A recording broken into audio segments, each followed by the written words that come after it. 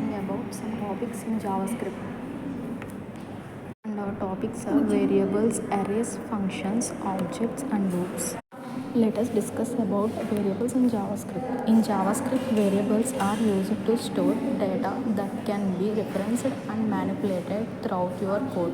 Variables are defined using three main keywords: var, let, and constant. Here is a breakdown of each. Use var if you need function scoped variables and support for older browsers. Use let if you need a variable that can change and should be blocked scoped. Use constant for variables that won't change, making your code more predictable and easier to understand. And our second topic is arrays in JavaScript. In JavaScript, arrays are used to store multiple values in a single variable. Arrays can hold different data types, including numbers, strings, objects, and even other arrays.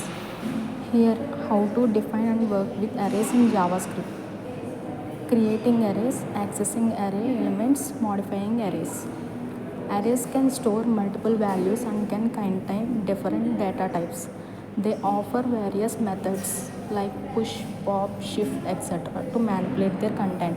Arrays are zero indexed, meaning the first element is at index 0. And our next topic is functions. In JavaScript, functions are reusable blocks of code designed to perform a particular task. They are one of the fundamental building blocks in JavaScript and allow you to organize and reuse your code efficiently.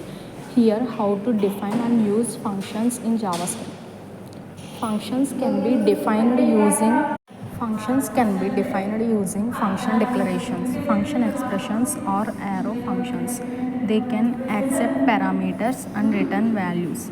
They allow for the reuse of code and can make programs easier to manage and debug. And this is about the functions in JavaScript. Next, our next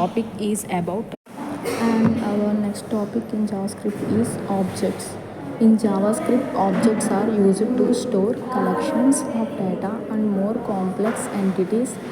An object is a standalone entity with properties, key, value, pairs, and methods, functions that belong to the object. Here's how to define and work with the objects in JavaScript. Generally, objects are collections of key value pairs where keys are strings or symbols and values can be any data type. They are defined using objects literals or the new object constructor. Objects can store properties and methods, functions. They allow for complex data modeling and organization in JavaScript. And this is about the objects in JavaScript. And our next topic is about loops in JavaScript. Let us talk about loops in JavaScript.